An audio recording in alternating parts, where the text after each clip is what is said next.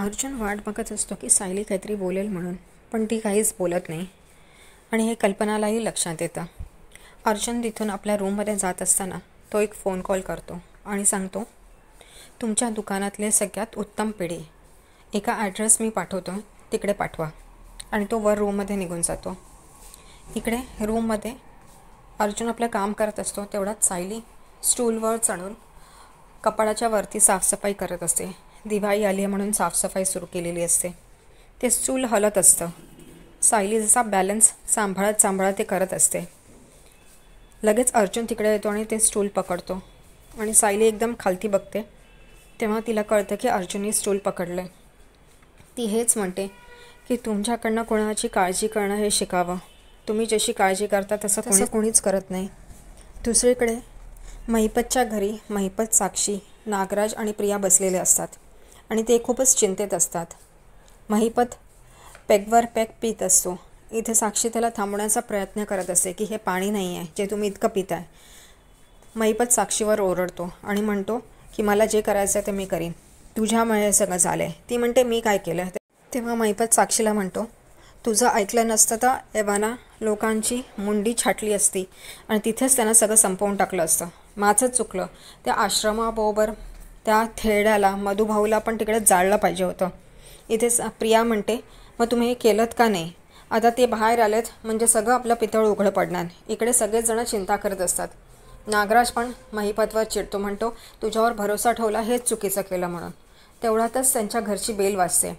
इथे महिपत म्हणतो प्रियाला, तुला ऐकायला आली ना बेल, मग उघड ना. तेव्हा ती म्हणते तुम्हीही ऐकलेत ना, मग तुम्ही जा ना, उघडा ना. तेव्हा महिपत तिच्यावर चिडतो आणि म्हणतो जर का मी उठलो तर तुला संपवीन म्हणून. ती लगेच उठते आणि दार उघडते. दरवाजावर डिलिव्हरी बॉय असतो. तो पेढ्यांचा बॉक्स प्रियाकडे देतो. ती म्हणते कोणी पाठवलं. तेव्हा तो म्हणतो अर्जुन सुभेदारनी. तेव्हा ती त्याला रागाने जा म्हणून सांगते आणि आतमध्ये येते आणि महिपतच्या पुढे तो पेढ्यांचा बॉक्स फेकते. म्हणते तुमच्या लाडक्या अर्जुननी हे पेढे पाठवलेत. महिपतसुद्धा खूप चिडतो आणि पेढ्याचा बॉक्स फेकून देतो. इथे दिवाळीचा दिवस उजळतो. प्रतिमा रांगोळी काढत असते बाहेर. तेव्हाच रविराज येतात आणि तिला सांगतात खूप छान रांगोळी काढली आहेस म्हणून, इशाऱ्यानेच सांगतात. ती हसते. प्रिया तिच्या रूममध्ये असते आणि हाच विचार करत असते की आता या अर्जुननी सगळंच पितळ बाहेर काढलं तर की मी तन्वी नाही आहे म्हणून, खरी तन्वी नाही आहे, कारण मी तर आता त्या घरी जाऊ शकत नाही आणि बाहेरून मी किती थांबवू शकणार आहे, ह्याचाच ती विचार करत असते आणि चिंतेत असते. सुभेदारांच्या घरी दिवाळीची तयारी सुरू असते. प्रताप अश्विनला वर चढवून तोरण लावायला सांगत असतं आणि तो तोरण जसं लावतो तसं प्रताप त्याला चिडून सांगत असतात नीट कर नीट कर. तिथेच कल्पना येते आणि म्हणते तो नीटच करतो आहे. ती पण त्याला इन्स्ट्रक्शन देते आणि तसं तो करतो आणि खालती उतरतो. इथे अस्मिता आपली सेल्फी काढत असते. कल्पना सगळ्यांसाठी कॉफी करते. अश्विन अस्मितेला कॉफी देतो, तिला आनंद होतो. ती त्याच्यावर आपला सेल्फी काढते.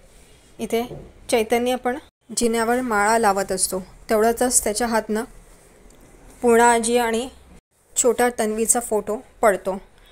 तो खिळा निघतो म्हणून प्रताप त्याला ते स्टोरूममध्ये ठेवायला सांगतात. सगळेजण दिवाळीची तयारी करत असतात आणि आनंदात असतात.